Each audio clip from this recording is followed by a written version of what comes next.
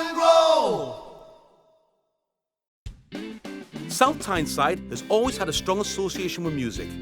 This is a story about several of this area's local musicians and fans whose passion for music has led them to dedicate many years of their lives to it. Here are the recollections of those experiences, told in their own words. Phil Screeton and Eric Wernley talk about their own first-hand experiences and how they became involved with music. You know, I probably got it from my grandma. She was a great pianist, and I've loved music all my life. And it's, you know, Joe Miles' music was my first love. Might be corny, but that says it for me, because it's just, you know, I love football and everything, but music's what I absolutely adore. I truthfully don't know what impact it'll have. It drive my wife mad and everybody around me with my obsession. On me, it's certainly shaped me the person I am. You know, I didn't have a lot. I'm still not a confident person, but it gave me a lot of confidence and in a strange way, and esteem. You know, which was kind of what I needed, I think, in the end. And I just couldn't imagine life without any shape or form of music. In fact, it's one of those things you think, you know, if you had to forfeit a limb, I would sort of like give me leg up, you know, as long as I can still play guitar or sort of do a bit singing, you know, I think I'd get by. But I'd really, I just can't imagine life. It's just sort of like Black Bull rock.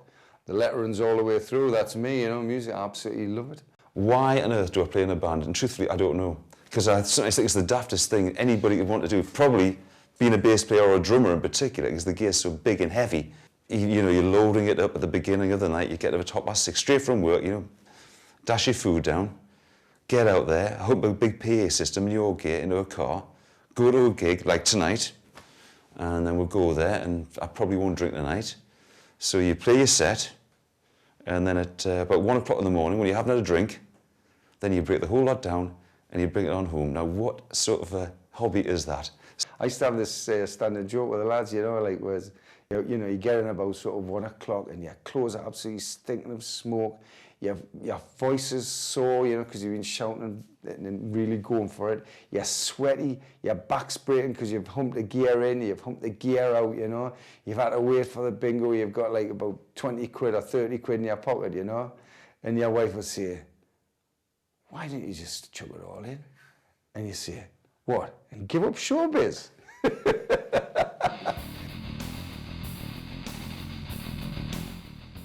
For every good band, you need a good venue for them to play in, and the Office in South Shields is one of the most popular.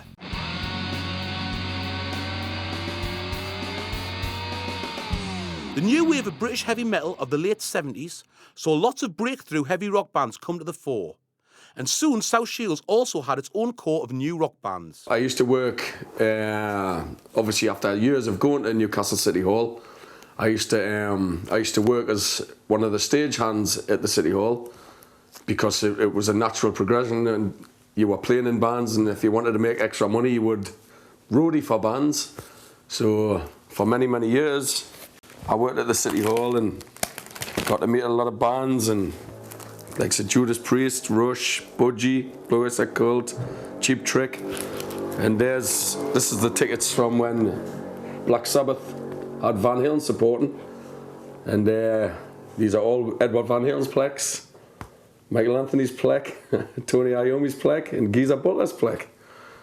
And that kind of stuff still gets to me. I still love to go and see bands. I still love to collect things, and it's just something that's in your blood. It's something that you can't give up. I mean, I remember these tickets going to see Yes at Wembley Empire Pool in London and sleeping in a hamburger van for 4 days, all because of the love of watching to go and see a band and someone who I love. And then it was around about that time when a friend of ours, Mick Lehaney, who used to work for the Tubes and the Rolling Stones, he introduced me to a guy called Colin Rowell, who was stage manager of Newcastle City Hall. So we started working at Newcastle City Hall, and for years and years working for all the bands, remembering how we used to set 8 articulated lorries of equipment up, especially like the Van Halen, for the pricely sum of £8. And then I got the gig working as a backline technician for Keith Satchfield's band and Davey Irwin's band, which was Axe at the time, who turned into Fist, who are still one of my favourite bands, and I've just had the pleasure of playing bass on their new album, and it's all been a big circle of everybody working with everybody else, and it's all great stuff, and I still can't get enough of it. Kev Charlton and his mate, Ian Rylands, used to roadie for Fist. They were called If and Biff, if I remember rightly. And Kev used to work at the City Hall. Basically what happened was, I just got hooked from then. I couldn't believe it. And I was just watching him play, and I thought, I'm going to be like that. And then when I got into the bands, I just basically wanted to be like all of the bands, like Sabbath, all that kind of stuff. And that's where it started. The one defining moment for me in terms of, you know, this is my life from now on, sort of music, my first love in many respects, you know. Up until then, I was quite sort of active, you know, I was into sort of football, cricket, you know, I was heavily into sports. But when I went to see Deep Purple that night at the City Hall, all I ever wanted to do from there on was really be involved in music and be a performer in sort of a heavy rock, heavy metal band. Yeah. And just an absolutely mind-blowing experience, just seeing that live spectacle. Richie Blackmore's Rainbow at the City Hall in '76 first tour knocked me head off. Went to see them again in '77. That was when I made the decision. I wished and I'd love to be able to sing like that guy on that stage. Blew me away. We used to rehearse in one of my mates' bedrooms when his mum and dad went out. I think it was a Friday night usually. I mean, obviously, the rest of the week we'd get round with the guitars and whatever, but they wouldn't be plugged into amps, you know. And then on the Friday night, it would be a case of get all the gear over there, you know. Mum and Dad would be out at about 7 o'clock at night. The gear'd be set up for 7:15, blasting hell out of the bloody instruments until they got back at about 10 o'clock at night, you know. And first gig we did was at Simonside Youth Centre, obviously in Simonside in South Shields. And that was to an audience of young people, and we played a lot of, it was all covers, but we played quite a varied mix of music by the time we got our first set together, and they were all kind of fairly simple, straightforward tracks. It was things like Smoke on the Water by Deep Purple, it was Wishing Well by Free, we did a song called Blowing Free by Wishbone Ash as well. And you know, there were several other kind of sort of standard, fairly simple songs to play live. There was one band in particular in our neighbourhood who were making a lot of headway. All right, they were at the early stages, but I thought they were really cool. They were just like some of the heroes that we'd been going to see. This band Mythra, yes, they were they're getting some popularity in the neighbourhood. And I knew some of the people who were connected with them, and so I came along and offered my disco lights to help the thing along. So we were doing youth clubs and pubs and some small-scale stuff. But within about a year, they started taking off a bit, those guys. And all the way along this, watching these people, I'm thinking, I wonder if there's a way I can pull that off and manage to do that, sing in a band just like they did. It's almost as if there was almost a time when Louis was like the sort of the sixth member of Mythra, if you like. You know, because of his, you know, he put together an excellent light show, absolutely fantastic light show, and also, as I say, his photography was spot on as well. You know, he was a good photographer, and you know, later turned out to be a bloody good singer in his own right. There were some great bands around at the time in this area, in Shields alone. I mean, you've got the likes of Hellenbach and Fist, another band called Saracen. Louis Taylor was a singer with that, and Steve Dawson played guitar, and he now works for Marshall. He designs amps for Marshall. He designed the new VM, vintage modern. So there was some talent, and they all had their own material. Yeah, I mean, we became friends through the scene, basically, through being thrown together in the cauldron, if you like, of this new of British heavy metal, you know. But as things started developing, and particularly when I joined Mythra and Mythra started playing live, it got to the stage where I was very rarely at work, because we were playing sort of sometimes 3-4 nights a week, you know, live gigs around the northeast, and then on a weekend we'd be playing further afield as well. But I was still hanging on. I was hanging on to my day job for grim death because of the money, really, you know, and because that was really funding and financing the work that we were doing in the band in many respects. And the other lads were the same, you know. And I mean, nowadays we would have been sacked, without a doubt. Timekeeping, we were never there. We were never there, you know. And we would have been sacked nowadays, but at the time, you know, we hung in there, and you know, there's five members of Mythra, and I think 3 of us were in heavy industry, and for myself it was shipbuilding. Yeah, the time was about 1975, 76, and I was in a band with Glenn Coates and Ryan Rickman, and a guy called Keith McIntosh, rehearsing at Tyneside Youth Club and doing covers by Uriah Heep, Deep Purple, Rainbow, Led Zeppelin, etc., etc., Status Quo. And then we got stopped from rehearsing at Tyneside Youth Club, and we found a rehearsal room at the Lambton Arms on King Street.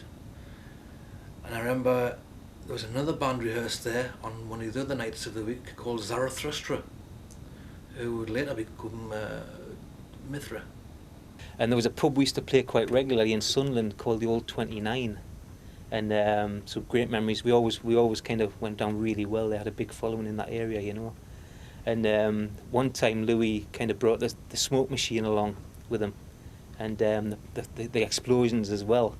And bearing in mind this pub's, it's about 15 metres wide and about 150 metres long. It was very narrow, and you know, it just used to go on forever. And you know, we were probably opening up the set, and all of a sudden the smoke starts kind of bellowing out of the smoke machine, you know, and Louis kind of, you know, with you know, great sort of light show that he put together with the band. And you know, before we knew where we were, you couldn't see anything in the whole venue, and people were just like, "What's going on here?" You know, the whole place was just chock-a-block with smoke. And I think in the end we probably had to stop playing, get the doors open and everything, and actually get the whole place cleared, and then sort of start again with the gig. Yeah, the Saracen. My recollection of the Saracen thing was I was on a bus going downtown one day, and a guy called Les Wilson, who was a bass player, he'd been in a band called Onslaught. I didn't actually know Les very well, but knew him by sight because he was a bass player. And Les, being very forward, just came up to me on the bus and said, "I'm putting a band together, and I want you to be on guitar. What do you say?" And I thought, right, okay, tell me about it. And he said, I've got a lad called Davy Johnson who's going to play the drums. I didn't know Davy, so, you know. And he said, there's a lad called Louis Taylor on vocals. A knock on the door from a guy who I'd known from school, and everybody in the grammar school knew him, Mr. Steve Dawson, who was a guitarist chappie. And he said, Louis Taylor, as I was always known as most of the time there, we understand you can sing, and I don't know who's been telling him that. I can't imagine he's been hanging outside my bathroom window every night. And he said, we want to know if it's the truth, so come along and have a bash with us. And I remember we had a meeting in the drummer's bedroom at the time, and Louis came round, who I hadn't seen for a few years, so it was good to see Louis. And he brought a tape along of just him singing with a bit echo on, you know, and it was a Judas Priest, something from a Judas Priest song, and I remember thinking, wow, yes. This is not what I expected. It's, you know, it was a pretty decent little verse of something, you know. So yeah, okay, let's give it a go. Let's get this ball rolling, you know. But all of a sudden, I'm in a band. I come running all the way back home, and Mum, I'm in a band. Lou was a lighting man before he was a singer, and a really good lighting man as well. Yeah, he'd done lights for Jimmy Nail when he was in the King Crabs and things like that, you know. and various. I mean, I remember you used to have lighting cans made out of like waste paper bins, you know, but whatever gone through was, and you know, you would never be beaten or whatever, you know. He always had something going on, you know, and he was very driven and very determined, you know. Nothing's changed. So we started this Saracen thing, and of course, I don't know if there had been a void in my life before that, but all of a sudden, everything I breathed, lived, and wanted to touch or make or do, had to do something with this band. Steve was a fantastic guitarist. He knew the business. The other guys were cool. Off we went to Saracen around the place. I saw lots of these bands doing all of these little venues and stuff like that, and I had all these visions of grandeur. I wanted lights and smoke, and because I was always fascinated with the show and the spectacle and the grandeur of the whole thing, and bombs and flashes. And I thought, well, why can't we try to bring something like that to our level, if possible? It only requires money, and we weren't going to make any money in the early days. But I said I'd try to spend some, so I got myself a job at the old Sound Electronics, which is a place along the road there. In the town, and got a load of gear from them on the cheap, and started putting on these light shows, bangs and flashes. So people didn't necessarily come to see who we were because of the music. Then they certainly come along to see what this show was all about. Louis was working in a place called Sound Electronics, which sold lights and stuff like that, and so he had a lot of connections with that. And also gigs. He knew all of the gig promoters and all the managers of places like the Mayfair and places like that. So again, we started like taking off at a rate of knots in terms of getting gigs, much bigger gigs than what we really should have played at the time. But we took it to some of the venues that other bands were supporting at. We went straight in there, curiously, as headliners, and even we weren't sure why we were supposed to be there, but we got the gigs. Mayfair, Newcastle, Mayfair, Sunderland, Whitley Bay, got down to Shildon. We hadn't done any sort of groundwork with, you know, smaller stuff really, and we played the Mayfair, we played Tiffany's, we played Sunderland Mecca, we played Spennymoor Rec, we played the West Cornforth, which was quite a well-known gig at the time. We played the Legion and packed it. I mean, really packed it. And we also we did a gig at the Bolingbroke Hall, which we self-promoted.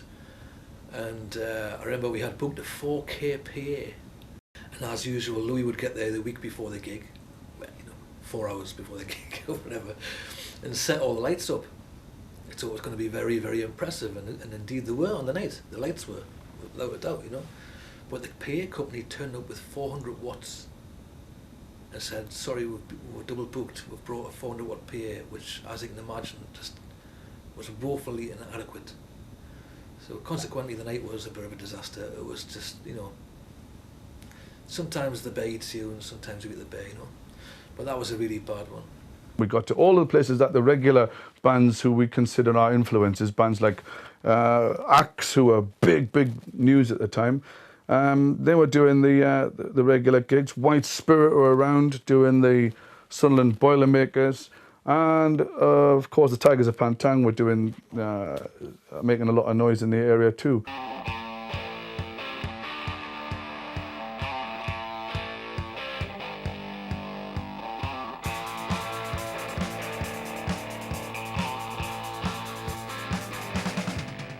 Mythra were the first. Mythra were the first sort of local heavy metal band to go to Guardian, and I think that once again triggered, you know, a sort of a flow of local bands into Guardian Studios. You know, I mean, we knew there were good songs. We knew there were good songs before we went into the studio. I mean, Death and Destiny, for example, it's just an absolute classic. Yeah, the producer and owner of Guardian Studios is Terry Gavigan. I don't think he knew what to make of us when we turned up. I think he probably just saw us as a kind of a strange bunch of long-haired kids who, you know, were going to come and thrash around in the studio for a couple of hours. There was an original pressing of 200, and they were kind of snapped up immediately. You know, most by local, they were sold most in local shops, but we sent quite a few off to, you know, the local press, the national music press, and record record companies as well. And then it very quickly got picked up upon by people like Jeff Barton at Sounds at the time, who later went on to become the Kerrang editor. So we then got approached and we signed a distribution deal with a company called Bullet Records. They were trading at the time. This was just the turn of '79, beginning of 1980. And I think there was something like 5,000 records sold there within days. So then there was another pressing done of 15,000, and those were sold within 3 weeks across the country. And we then signed a deal with Street Beat, which was a subsidiary of Pinnacle at the time. And the upshot was that that particular single spent 12 weeks on the independent charts in the UK. It all began because I was forever, and I mean forever, bashing away on my legs to everything. And so many people said to us, you know, you should be a drummer. And so eventually I sort of agreed with them and got myself a kit. And basically took it from there, got in with, I already knew Martin and Rick. And so we formed the band together. And Tyneside Youth Club, as was. In the weights room, we used to rehearse in the back of there. When we supported Fist, and actually Kev Charlton was their Fist roadie at the time. And we went on, we did our bit, went down well enough. And then Fist, who were a much bigger name than us, they were in a different league to us on a local level. They went on, and there was flower bombs, I remember vividly, dropping flower bombs on Harry Hill's head from above the back of the stage, which he took well enough. I'm not sure I would, but he took it well enough and just carried on. He was just a blur of white instead of a blur of whatever colour he was normally wearing, you know. Well, the name of the band that were formed then was Obelisk. And after a few rehearsals and word getting round, especially with the kids in the youth club of the same age, it was like, oh, they're in a band. And it was weird how it's like, it sets you apart straight away. And you feel, not so much special, but you feel something there that it's hard to explain. It's just the way it's a feeling, and it drives you crazy. And it still does to this day, and I can't wait to play tomorrow night. So that was, we called the band Obelisk, and we'd looked about getting a gig, and we found a place at Talbot Road Youth Club, and they were going to let us play. So it was incredible. We started getting all things together, rehearsals, and telling people, as you do, flyers. Then all of a sudden we're playing in front of us, like, I won't say a sellout crowd, but a full house of like friends. Obviously that band fizzled out, but turned into a band that changed my life, basically.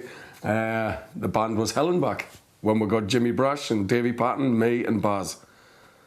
So we started rehearsing, and things just started getting out of hand and getting popular. And then we had our first gig as Hellenbach at St Hilda's Youth Club. Now, everything was okay, rehearsals were great, everything was magic until it got to the night of the gig, when we turned up at the gig and there was a queue from St Hilda's Youth Club all the way around the market. It looked at us, and the nerves kicked in there, but I knew we definitely had something special, but I can't put my finger on it but it seemed to drive a lot of people crazy. We actually promoted a couple of our own gigs locally at Bolden Lane, at the community centre in Bolden Lane. What happened was we started doing some gigs with a band called Mythra. And we actually invited Hellenbach to support us on that. And we blew them off every time, may I add. I mean, Hellenbach got a reasonable reaction. It was incredible, but when Mythra walked on stage, the place just erupted, really, because it was Mythra that they were there to see. We definitely blew them off. And we put a 4-track EP together for Guardian, which was a great experience, but a bad experience, because obviously we got ripped off again. And but we put a 4-track EP together, and we went over to the Burn in between Biddick Hall and Brockley Winds and took photographs on a bridge. And the photos still look kind of cool today, as far as I'm concerned. Like, but Well, the feeling when we recorded the single was listening back at the playback of thinking that that's your music, your songs. It's an incredible feeling. But for some reason we didn't realise that what you're playing isn't in your hands of what goes down on the record, which was the job of Terry Gavigan. But we recorded the single, we put it out, and it sold like hotcakes. Everybody bought it. But in general, at the time, we wanted, because we had our own material, we were trying to get money together to get into the studios and record it. The studios was in a place just outside Durham called Pitymay Guardian Studios, run by a man called Terry Gavigan. That was so nerve-wracking at the time because we were green as grass. Because, I mean, doing overdubs and things like that was something we'd never done before.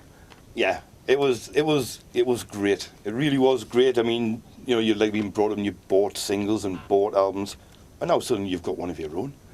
I remember feeling really chuffed about it, you know, and plus we were proud of the songs. We think they stand up now, never mind back then. Really felt great, and we went round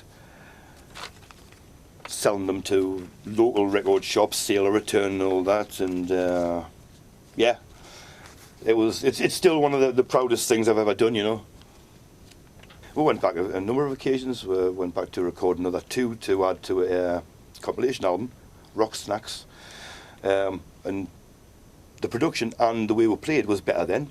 We weren't as green, and then we went back and did another 4 just for like demo tape for flogging around record companies. And it's a complete difference. You can just tell the difference in how more experienced and confident we were, you know. We got a deal with Neat Records to go and record our first album. And that was one of the best times ever. Now, we went into Neat after rehearsing for months and months above a motorcycle shop, getting all the new songs together. Then, once we recorded the album, which is, may I say, a very, very proud moment in my life. The recording of this came out. I remember when we first got this copy of this album, and I remember taking it into work and showing me bosses and all my workmates, and I was thinking to myself, well, hopefully this might be me leaving the shipyards. And when it did come out, it came out to absolutely amazing reviews, which was one of the weirdest times in my life, because I was reading, actually I'll tell you where I was reading it. I was reading the review of this album, our album, My Little Baby, in the toilet of Wallsend Slipway in the shipyards. And I remember reading the Kerrang and the Sounds 5-star reviews, and I'm talking like bands, some of the biggest bands I'd ever seen weren't getting 5-star reviews. And here's My Little Baby Hellenbach, and I couldn't believe it, 5-star reviews, and I'm sitting on the toilet reading these reviews thinking, this is the last time I'll be in the shipyard. But it wasn't. And it all went pear-shaped with bad management, bad signing, wrong deals. It all just felt a bit. We did some of the shows that we did at that time are some of the best shows that, as far as I'm concerned, that happened in Newcastle at the time. We played with Raven at the Hofbräu House. We played with Raven at the Mayfair. I mean, we played the Mayfair ourselves. Sunderland, Mecca. And I mean, these places were going crazy for Hellenbach. And so after all that, when we dusted ourselves down basically, and I think we wrote an absolutely fantastic album, which was the second album, The Big H. Now, some of the songs on this album, as far as I'm concerned, can it even be better today? The Hellenbach days was, I mean, like I say, we were caught in a whirlwind, and I loved it, and I'm so disappointed that we didn't gig enough, we didn't tour enough, and we listened to the wrong people. And I mean, I'm not bitter, but I'm still upset that we didn't do it at that time and experience going abroad and going to the States where we should have been. Instead, I think I went back to the shipyards. Right from the word go, Davey and Les, for some reason, were desperate to get in the studio, get some songs and get in the studio. And I thought, that's a little bit premature really, because we really wanted to we should have let her breathe and develop it, and sort of learn to walk before we ran, as it were. But they were desperate and they hounded her, and basically we booked some time at Guardian Studios, where Mythra had recorded the Death and Destiny single. It all seemed to be going a little bit rapid, and I think part due to the deception by myself, I think, of generating all this great big promotional paraphernalia and these big shows and stuff like that. But one of the things that came out of the blue was a call, or the big knock, if you want to put it that way, from a fella who said, "Oh, I've got a recording studio and we can do some business for you." And strangely enough, it was the same bloke who'd been in touch with Mythra and sorted something out with them. Opened the door, in walks Mr. Terry Gavigan. So we booked a couple of days there. It might have been a day or something. And we went in. We had 3 songs that we wanted to record. But anyway, he walked in and said, "Boys, I've got it all sorted out. We're going to make you famous. We'll send you out on the road. You're going to be on the radio. Everybody's going to love you. Come along to the studio I've got down at Durham. We've got a few tunes. All you have to do is give me 200 quid. And at that time, Terry Gavigan proposed the Rock Snacks project to her and said, if we would give him money, he would put us in a compilation album. And we said, we've got to give you 200 quid, but you're going to make us, yeah, 200 quid. I need that just as my expenses. And they must have went on sandwiches, because that's all he seemed to be doing when he was working with us. It was going to be Saracen, Hollow Ground, Samurai, and Hell and Back. We went to Guardian to have a meeting about the Rock Snacks album, and there was Hollow Ground and Hell and Back in Hollow Ground's van. We all went down together. We'd had a few, those that weren't driving, had a few, and we turned up at Guardian Studios, and the other band were called Samurai. They were from the Tyneside area, and they were already there, and they'd been there, and they had been on time, and we were late, and we came in all rowdy and loud and all that, and they weren't very pleased about it, but hey, it's rock and roll. But Hell and Back they had no money, they were skint, so they didn't go on the album in the end. No, Hell and Back went down, and they did pull from it. We had Saracen, Samurai, and Hollow Ground were on it. It's a pity that Hell and Back weren't on it. We recorded 4 tracks, which he said he was going to put on this compilation, which was the big thing in the North. All the biggest bands are going to be involved. And you as well, So I was quite flattered, and we all were, really. So because, we were green as grass, probably Steve not so much, I was just excited to be in the studio and something happening. And we went. It was the usual story, get set up. It was basically just a live demo, with some overdubs, and we didn't have time for much else. And it was mixed that night, I think, if you can call it mixed. So we put another session in there to get a 4th track, Setting the World Ablaze, and I spent my 21st birthday in that studio recording that song. I'll never get that back. And we recorded that song. That was a bit less frantic. It turned out a little bit better because we only had 1 song to do in a whole day. Anyway, I was never really impressed with the results, the mix, the mastering. I don't think it really was mastered. I think it was just put straight to vinyl. At the end of it all, out came this amazing thing, this world-beating super album that Terry Gavigan had produced, called Rock Snacks. Now, all right, you think it's not, the #1 album in the world seller, but there is something special. No matter the fact it cost us 200 quid to put together this thing, I think everybody who was involved in this album will agree that it's just a wonderful feeling when you're a young lad and you're at the beginning of your career, if you have a career to speak of, to be able to get your name on a piece of vinyl in the middle there. The black thing with the hole in the middle, that goes round, very groovy, if you pardon the pun. Dawson Taylor, feels the same. It's a great feeling just to have that. Now I would have paid 500 quid, never mind 200 quid, just to see my name on an album. And I think many people would. There's a whole bunch of people out there who would probably agree with me. That's the thrill of just seeing your name on an album and your album in the shops. Because somehow or other, Terry was true to his word. He managed to get this album in the shops. And I bought 6 of them straight away. So I think we were #1 in Whiteley's for a while, or something like that. Yes. And I kept my mouth shut when he says, oh, we sold 6 straight away in Whiteley's, you know. Terry, and I just kept on munching me crunchy there, not mentioning a single thing, because it was me who bought them. Yeah, the Saracen thing sort of burned itself out really, for various reasons. One of the most important reasons was there was another band called Saracen from the Midlands who'd actually recorded and released an album called, I think, Heroes, Saints and Fools or something like that, which sort of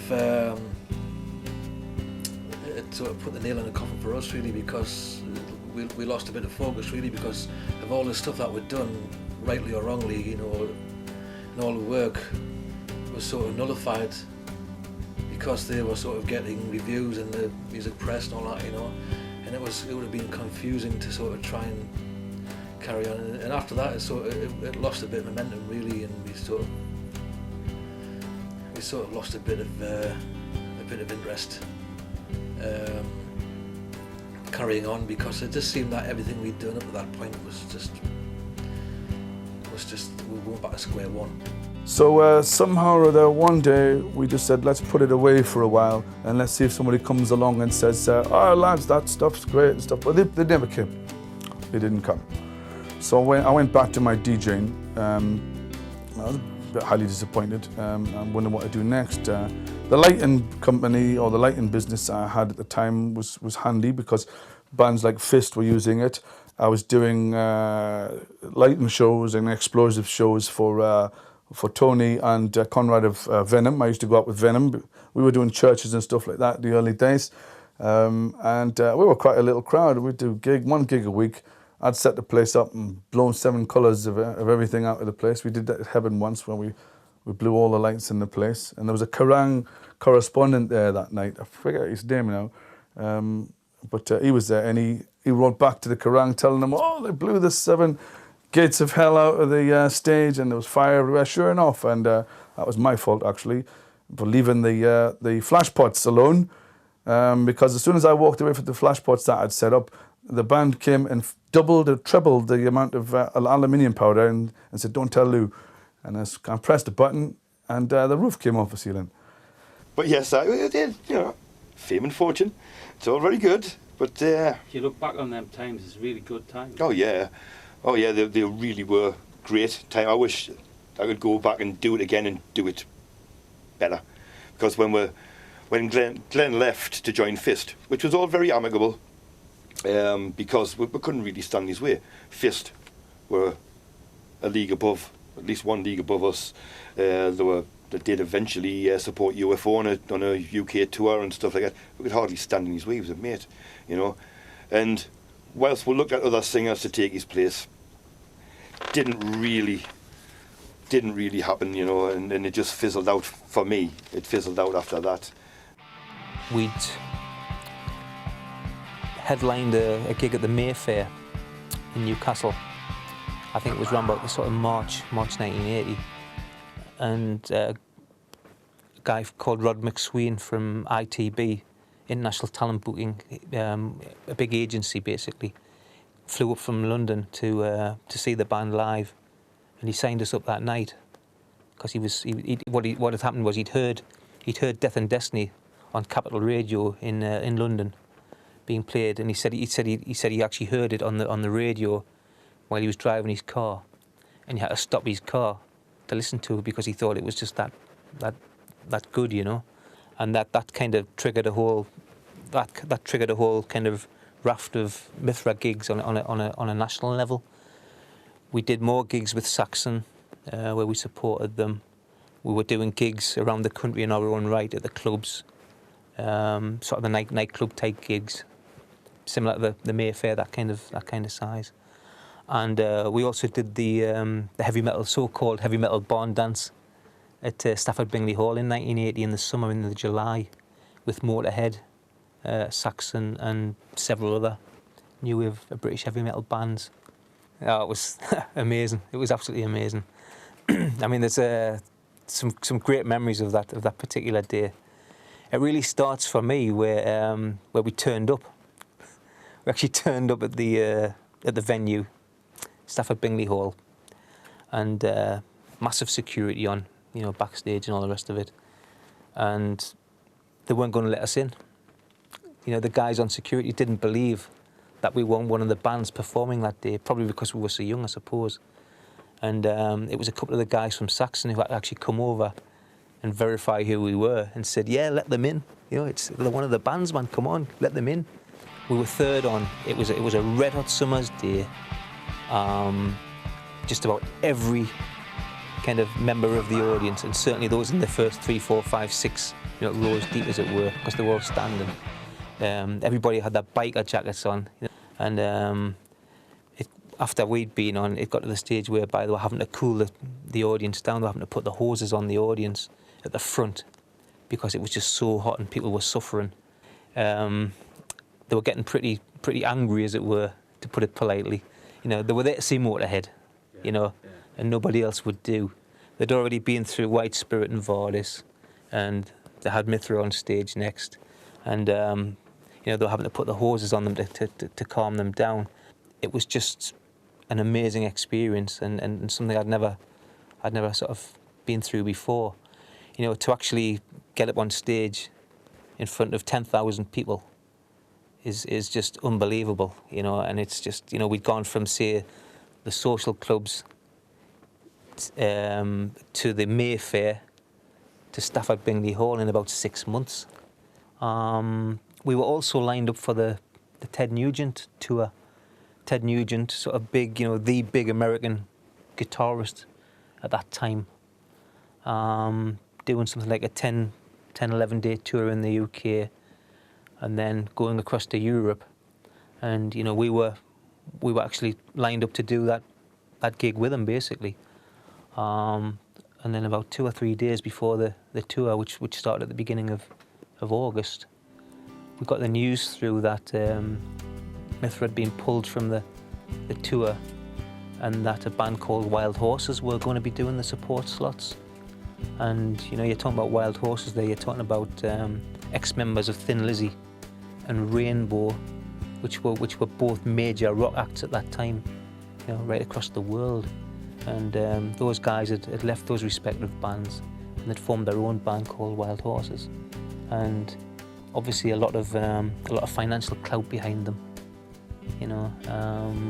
Whereas Mythra was still kind of a fledgling kind of rock, you know, heavy metal band in that particular respect. And the upshot was that we lost the gigs. You know, we lost the tour with Ted Nugent, and that was a kind of a difficult moment for me personally as well, because it was a real disappointment, you know. And that's when we started seeing a different side to the business as well. And in a sense, Mythra never really recovered from that.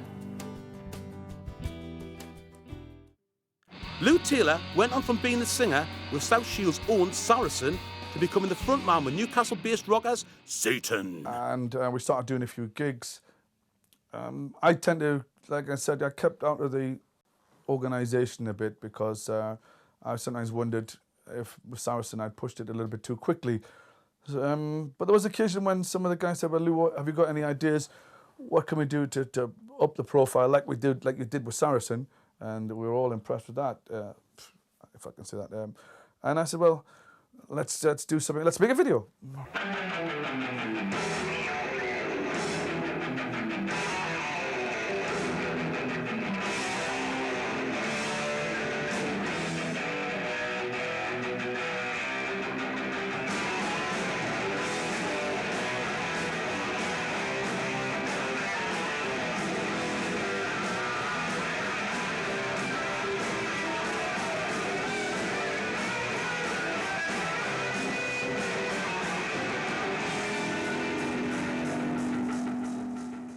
borrowed a camera, and we chose a place which, it's funny, isn't it? You know, everyone's got a place that you think that you'd like to play. I mean, in Shields there's a place called the Legion, which we all were desperate to play, and Saracen played that a few times. But I always had it in my heart. There was a place which I used to go to called the St Hilda's Youth Club. And I always wanted to play there because the bands I saw played there on the discos and stuff like that. I said, oh, to me that was the first stage I wanted to be on. And sooner or later I wanted the City Hall. But we went to the St Hilda's Youth Club, got a video camera out, and we filmed the show. There was not a lot of people there, but we used the video to open up the doors at other gigs and stuff like that. And I think we blew the lights, as we always did, with the big rig that we had in there. And we set a few bombs off and stuff like that.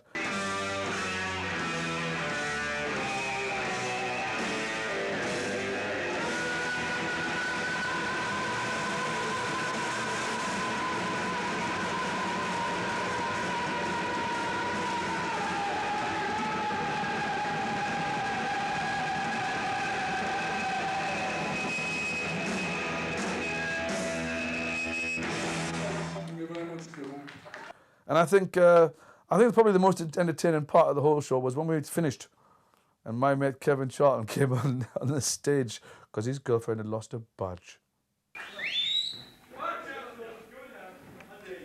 Let's have a light then. All right, lads. Yes. Kevin says, watch it. Just because yours is bigger than mine. Sub-story this, man. Kev's girlfriend has lost her yes badge, isn't that right? Yes? Yes. Oh. 1, 2, 3. Right. So it looks like, what does it look like? Black with a yes logo on, 1974 to our topographic ocean. I must have it back. And I'll pay anyone £20 if they give us it back. Right then. It's a special yes badge. She's got it. A round of applause for the girl. Thanks very much. We hope to see you again, alright? Thank you, good night. Big round of applause for Sadie, come on. Only you can make.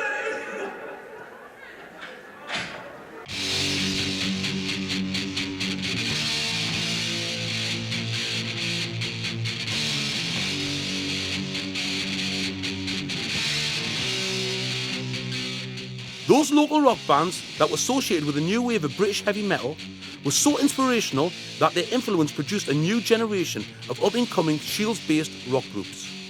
I mean, first inspirations purely come from listening initially to music and then getting to see it. And once you see it live as a young'un anyway, because like I say, most of the lads I was hanging around with at school, they didn't get the chance to go and see a band live until they were well up. I was seeing bands when I was like 10, you know, and at that time to go to the City Hall and see a band at 10, you're just blown away, you're just totally taken in by it. Obviously that's just a natural progression because then you end up around the hotels and you go through like, and all of a sudden, if you do get the chance, which I did, my brother happened to have a guitar, I pinched to his room, started to try a little bit, oh, go out and play this. You're on one string, eventually it leads to a band, you know, 4 lads getting together, which we did. Very first gig I ever did in my life was at a place called St Martin's Church Hall. It's not there anymore now. It's a disused care home or something now in Biddick Hall. And I would have been just gone 14, I would think, around 1983-ish. And me and a few school friends, Rod Parkin was one of them on guitar from Shovelmouth now, who I was in Polaris with as well. A couple of others, we got a band together. The band was called Eclipse, and we were just doing, you know, songs of the day, like the likes of Twisted Sister and Iron Maiden, and of course Ozzy and all that, you know. And for a month we had sold tickets to just about everybody on the estate, and it was great. It was packed. It was a lovely summer's night, apart from the fact it was Friday the 13th, and we were playing at Church Hall. Needless to say, it did end in tragedy because, well, disharmony anyway, because a bunch of other lads came in and started fighting, and the whole thing got out of hand. But I've got to say, the moment I stepped out on stage, we got 3 songs off before this happened, and the audience, the feel of the audience accepting and knowing that something was there, even though we were very, very young, there was something there which was decent. And even though it ended in uproar, I remember sitting on the edge of the stage and just thinking, I need some more of this. Simple as that.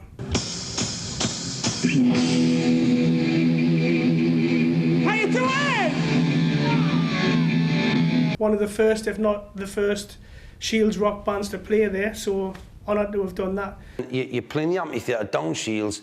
Brilliant crowd, brilliant night. People were getting drawn into them and the fireworks and what. Sort of like, you know, the stage was pretty good at that time. Let's see your hands in the air, come on! Of course, Mandora, being Mandora, the big stage which we had assembled ourselves and put a lot of tubing through it for dry ice and smoke and stuff, and the use of pyrotechnics was essential to that band anyway.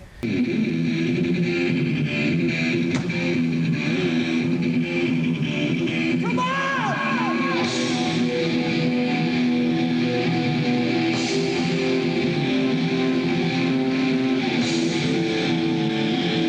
And we all enjoyed that. It just gave us and the crowd a bit of a boost every time something went off, you know. And but unfortunately, something went off unexpected for one of our crew at the amphitheatre.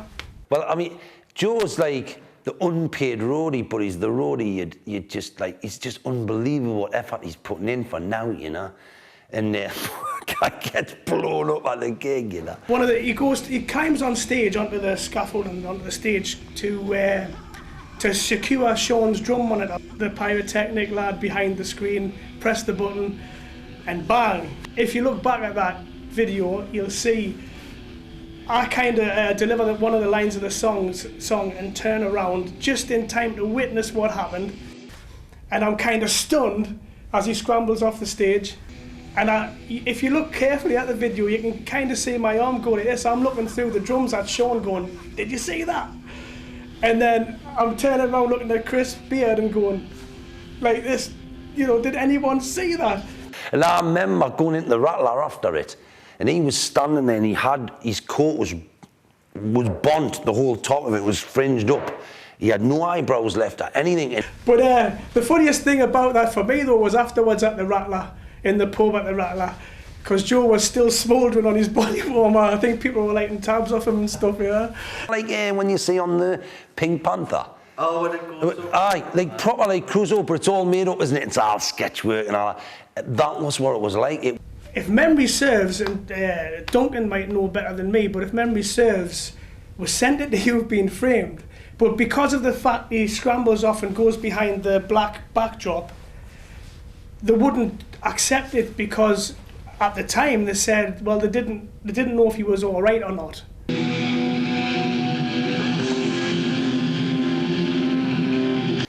But as local band goes, I don't think, and you know, again, I hold my hand up to this, but I don't think there's many people who come close to what I tried to get the band I was in to do.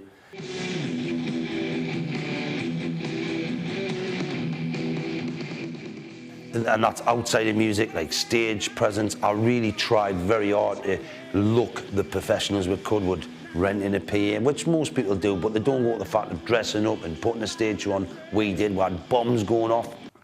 Fair enough, we blew people up. But the whole point was, the whole point was, well, the top club when we're setting on fire, unbelievable. I mean, the chairman's going, Buck's going hard, and we're like, put it out, Marshall, and he's going. Yeah, we had our pyros, our smoke pots and our dry ice, but we decided to put a couple of pots inside of paint tins underneath the catwalk, because we extended the stage for a catwalk.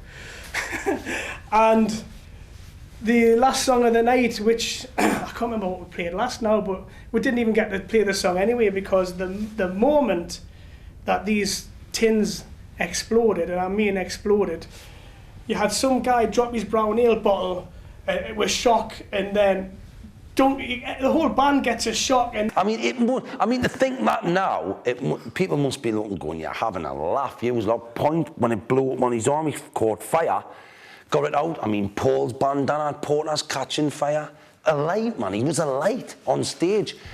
First song opened up one of our own songs, Time After Time, and you know, when the band comes in together, there's like a 15-second jerb from either side of the stage. Excellent effect with sparks. But at the time I was growing my hair longer and I was wearing a bandana, and the sparks set the bandana alight. I didn't know, and I could just see people in the audience kind of going, whoa, you know, and then I think Gav was spitting on us or something to try and put us out, and then I felt the heat and of course whipped it off and stamped it out and carried on singing. I mean, you see that in the movies, you know, and you know, you just go, what are you doing? And actually, I remember the final time, which was at Temple Park Leisure, and someone come along and goes, what's this? And I says, well, it's what pyro, you know. No. You cannot set pyro off in here, you know. We're in the biggest hall we're ever played in, right? I mean, you could set a bomb off in there, now it would happen. Do you know what I mean? I'm like, they brought the fire brigade, man. Honestly, no, you can't use that, sons. No, none of that. And then you start to realise that you're thinking, God, that's in a big space. And we were doing this, honestly. I mean, the Cyprus Hotel, that was outrageous when we set them gerbs off in there. I mean, it literally, it was just sparks everywhere. And then when Paddy went down the yards and he got the ship flares, and we set them off at CMU Centre, remember that? It filled that gym up in 5 seconds flat. No one could see anything. It was just smoke. And there was a geek glare, I was going, Paddy, put them out. He was going, I can't put them out. I don't know how to. They would just go, boom, keep red light at the bottom of them. Ship flares, you know. To be honest, I enjoyed every gig we did. What is now the Office Pub used to be the Middle Club. We'd done a kind of double header with a band called Slut. That was a great gig. Still clear in my memory. Loads of fun from both bands that night. And it was just the pure, we wanted to impress, you know. Look at us, we're massive, we're huge. And we did, you know, we were at the time, but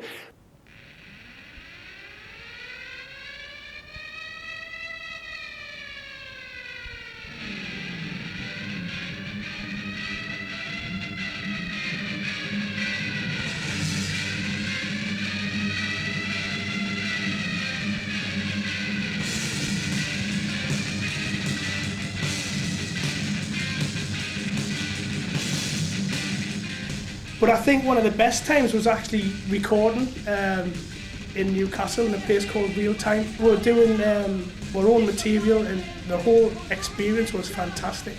The songs were called Star 80, You Gotta Do What, and I think we did a second version of Don't Take the Shot. Definitely Star 80 was definitely the song of that recording session for me. That sticks out a mile because we had a load of fun recording it and getting the siren sounds for the intro, and it was great messing around with all that, you know.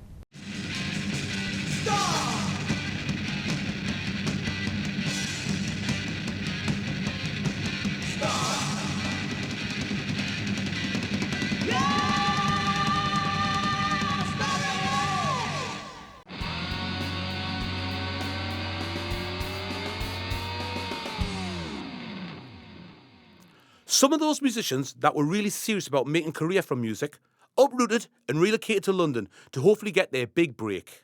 Originally, me and Louis were living in the same flat when we first went to London.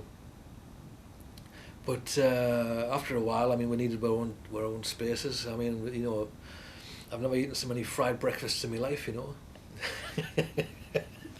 That's all. We used to get the food supplies in. Yes, we'll have that, and that, and you know, all the frozen stuff, and you know.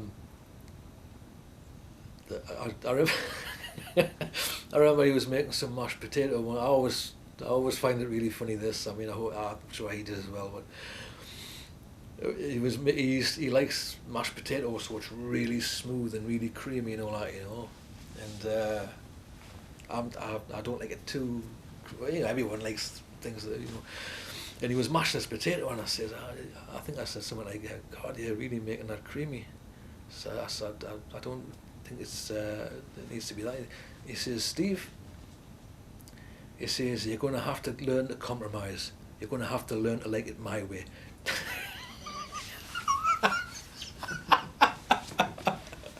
I joined a band called BORDELLO, doing original stuff, which again never worked out.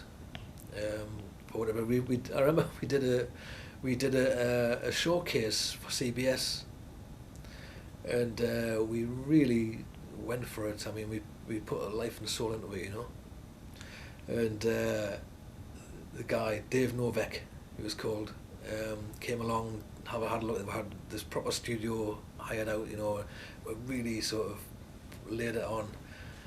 Then we found out that we weren't quite what he was looking for, you know, the usual story. And a couple of weeks later, he had signed Sig Sputnik.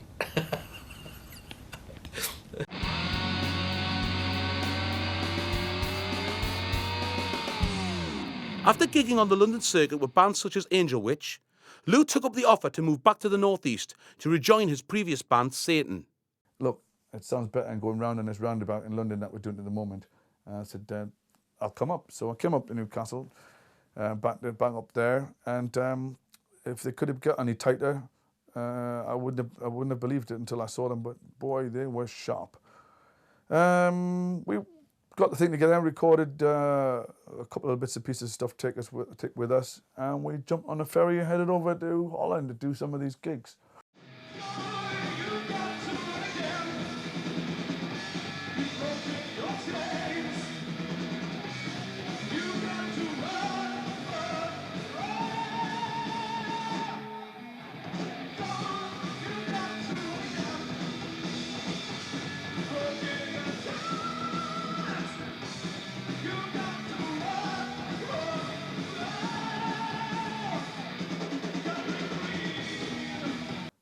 We took this thing around Europe. But it was one mad scene.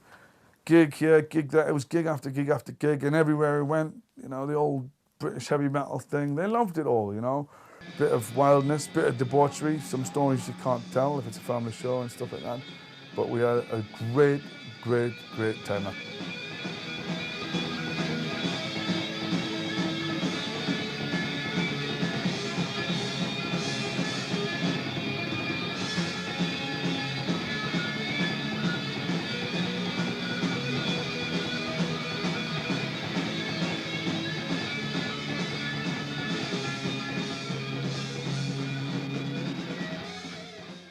When you've been playing the Royal Standard Waltham Store in front of 50 or 60 people and going, yeah, very nice, and they're more interested in the football or something like that. And then you get out here where kids are running after your car, you know, and you're not even famous yet, and, you know, signing a booby and stuff like that. You really think you've made it. So that's going to turn anybody's head. And it did.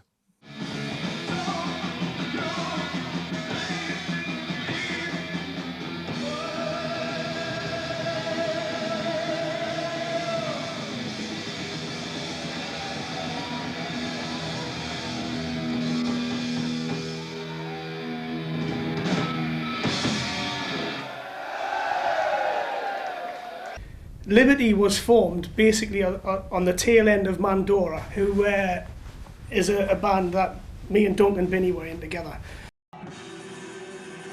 The band Mandora had evolved by the end of the 80s with a couple of lineup changes and now renamed Liberty.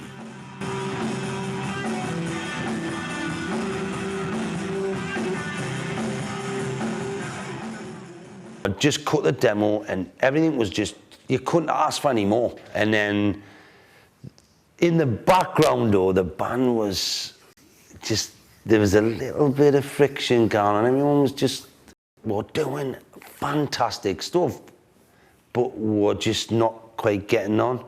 Liberty was a great band, I enjoyed every second of it, as was Mandora.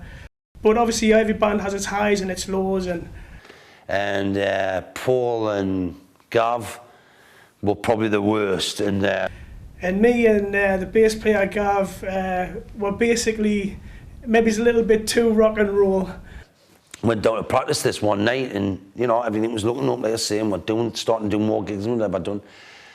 And just one 2 words, 3 words, argument, you know. And then it settled down and argument again. And then by the end of the session, it was like, right, I'm out. I've had enough of this crap, you know. You know, rock stars before we had even been anywhere, done anything. But and I can't remember, it was Paul or Gav who said it first, he went out there. And of course, it broke up at that point. And where normally, like I say, I would try to fix that. Every time I fixed it, you know, I would fix it, you know. But I just think at that time, I just came out, got in the van, sought solace, you know, in the old condensed windows, you know, I mean, freezing, you know, and I was like, I've done 10 years of picking up carbs, going to this, doing that. I think once too often we came in with a little bit too much party attitude, and we'll leave it at that. But you know what it is? I was such a perfectionist that I wouldn't send a photo away to a record company because I didn't think I looked right. I wouldn't send a demo tape I'd just done because I didn't think it quite sounded right. I didn't want the letter back going, we don't want this, you know. But at the end, I didn't, you just go, I've had enough, I've done my bit now. And I just lost it, and I take my hat off to people who are still doing it, mind. Satan had also decided to move with the times, and much to the record company's approval, the band had opted to go with the more commercially acceptable name of Blind Fury. When the record company approached us again and said, right guys, you've done well out of this previous album, Caught in the Act, it's time to start thinking about the new one. So we started writing tunes for the new one. They put us in a studio in Middlesex, down there with Steve James, this producer. Incidentally, he was Sid James, the comedian's son. And we used to have a few laughs, and we spent all the time there, the weeks and months that we were with him, trying to persuade him to go, ah, ah, ah. He never did it once, the sport. Anyway, so we started putting this thing together. It was during this time when we were working on this album that we started getting visits from people who they'd met Satan and previously met on tour here and there. The record company Roadrunner had some links with the Bay Area, San Francisco, and they'd been pushing their material over there, and they'd had some sort of deal with, I don't know if it was Metal Blade or whoever, who were pushing their acts over this side, and they were sort of helping each other. There was hands across the sea, as it were, and they were bringing acts over. It was about this time that Satan struck up a relationship with a few of the bands. Merciful Fate, they were really chummy with. They'd go out on tour and go drinking with them. And another one, dare I say, was the boys of Metallica. Now, they'd already struck up this friendship with Metallica, and had been out many nights getting drunk with this lot before I got re-involved, you know. So when they told me about this band called Metallica, I said, I don't know much about them. But the next time I saw them was when they came to London, and the record company says, the boys are coming to London, they want to meet up with you lot again, will you look after them? So we went partying, took them right, left and centre. James Hetfield and Russ Tippins in particular, they seem to get on better than just about anybody. They often went out on their own. Every time they come over Metallica, they'd be often looking for trouble. We get phone calls in the middle of the night. I'm sure Russ Tippins is going to remember this. We got that phone call in the middle of the night. Hello there, are you responsible for a guy called Russ Tippins, and there's an American called Mr. James Hetfield? And our manager clearly says, yes, what's happened? What's going on? We've got them locked up in the West End Central Police Station because they've been playing guitar on the over canopy of the Piccadilly Theatre in front of all the traffic. They've climbed up playing Beatles songs and like that. And it was curious around that time that when I first met Lars, he said, actually, he says, Lou, you don't know this, he says, but I met you before. And I thought, you met me before? I've never been to San Francisco before. He says, I'm not from San Francisco. He says, I'm from Denmark. He says, I just talk that way. He said, I came to Newcastle to see Raven, some of the bands, Hellenbach, Mythra, people like that, years ago. He says, and you were a Saracen at the time. He says, you weren't playing that night. He says, but I remember speaking to you for a moment. He says, I was in the Northeast. He says, you won't remember it, but I remember it. And I was quite chuffed about that.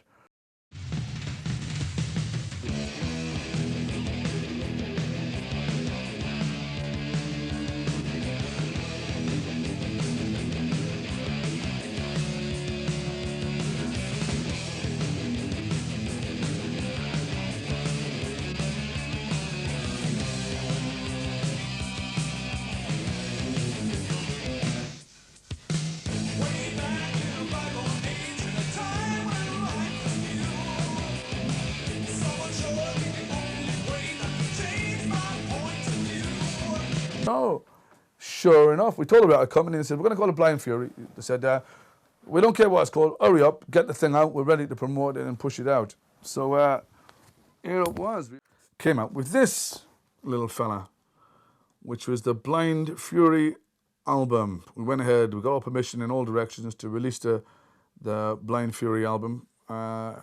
Recorded in 84, released in 85. It was released the same time we went to the Isle of Man to start our tour over there for the bikers and stuff like that. So the style was probably Satan with a little bit grander. That was, I think, the production was responsible for that more than the writing, because our songs were a bit of everything, but there was always a little bit of grandeur in them, and I think it wasn't coming out before. But this album gave it a chance for the big epic sound to really be to get a chance to escape.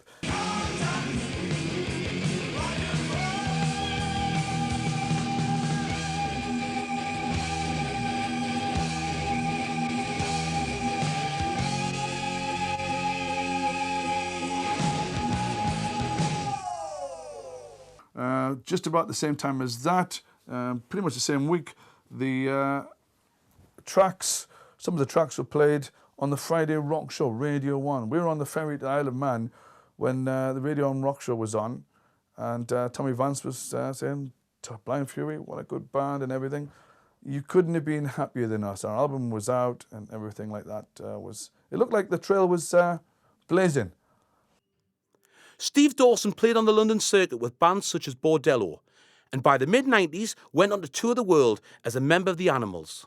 The original members, Hilton Valentine and John Steele, and Robert Kane, who's now singing with Dr. Feelgood, who actually used to be in the 70s in the Sunderland bands Well and the Showbiz Kids. I think he was in the Showbiz Kids. Great singer, great performer. And with that, I was lasted till 2002, and went around the world, travelled everywhere in the world, virtually. I've never even been out of the country when I first joined them. I was 35-year-old and never been out of the country, never flown, never been out of the country. All musicians have their defining moments and fond memories that they will cherish and carry with them forever.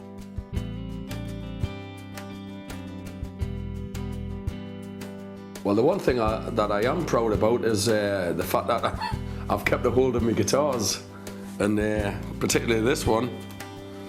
This was the one I used to record the Hellenbach albums, the Aria. This was the first one in the country, and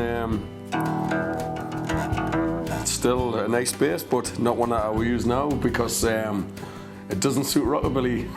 But it was ideal for the Hellenbach stuff when we recorded the albums, and that was the bass I used on both of these albums, the Hellenbach stuff. Now we hear this in the Big H. And I think as in regards sort of like best moments of things like playing Middlesbrough at Town Hall, which was probably the biggest gig I'd done, and you feel cool as out because you're actually doing something like the City Hall, which is where you... Remember the other bands that were playing then? Wolfsbane was headlining it, which were just on and up and coming. He went on to sing for Iron Maiden, didn't he, for a few years, Blaze Bailey. And I remember they wouldn't allow anywhere near the dressing room or a support band. I was like, how are you? Just start, you were just trying to introduce yourself to them people and get in with them with a click, And the sound guy was going, give us 50 quid and I'll get you a good sound. I was like, well, I haven't got 50 quid, man. It's took our bus fare to get up to Middlesbrough, man. And he's going, give us 50 quid. I'll get you a sound on the Twiddlers. And I'm like, honestly, I was like, I need more guitar in the morning. I was just back. It was ridiculous, But that's that life, isn't it? That's that cutthroat life. We didn't have a manager on out, man. We were just doing it all off our own backs. I think the highlight really for me was probably getting a hold of that first recording. So it started for me with listening to the recording when it's played back in the studio. Wow, was that us? Is that really us? That's absolutely fantastic, that. From that, to actually having that first recording in your hand and being able to put that into a player and to listen back to it. Success for me, really, and the highlight, I think, the highlight was was that first recording.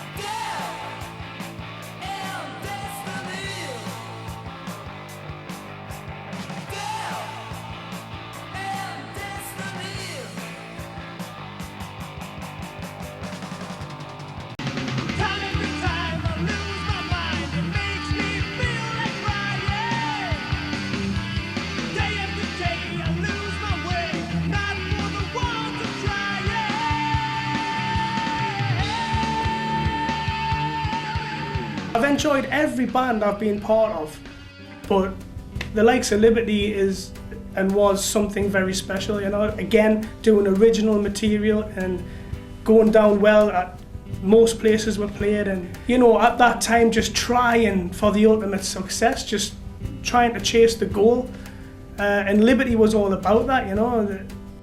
I mean, every band ends for whatever reason, but you know, memories you can never take away, simple as that, and Liberty will always be a very fond memory. We were good enough. I would still think we were good enough. I don't want that to sound big-headed, but you've got to have confidence in your own ability, and we've all got confidence in the songs that we've got, and it should and could have been so much better. But there you go. It was great at the time, and it's going to be great again. Still playing, making a living and having a great time. Basically, it's still me love, and I still love to play. Now, the big love of my life now is the buckets, the Bessie and the Zinc buckets, because I'm still playing with Davy Patton and bars, and we're still rock and roll like we did when we were 16-year-old kids jumping around in a garage trying to play our first song, which I don't think was Smoke on the Water.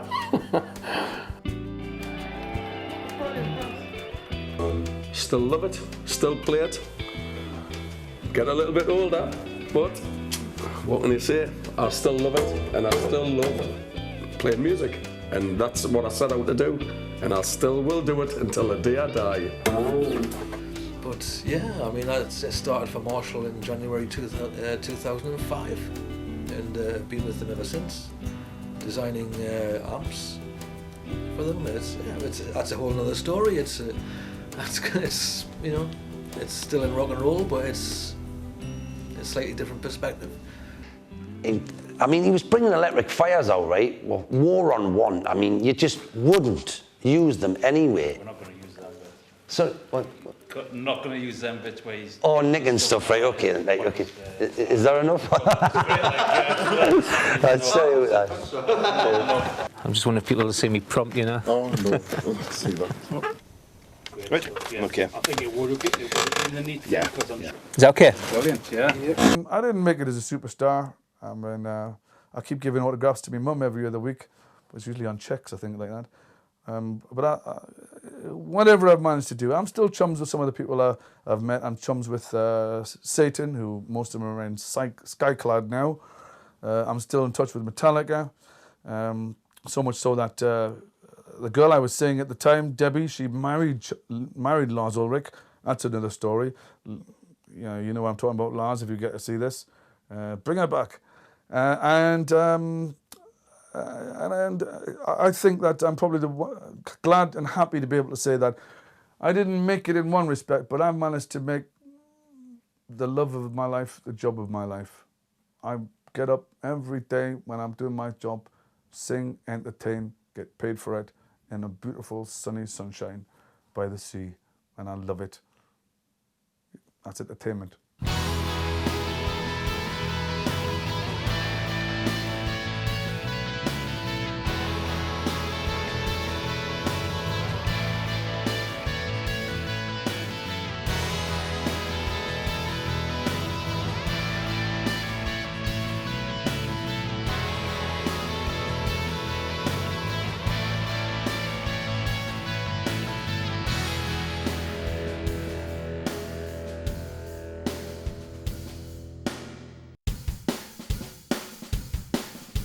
So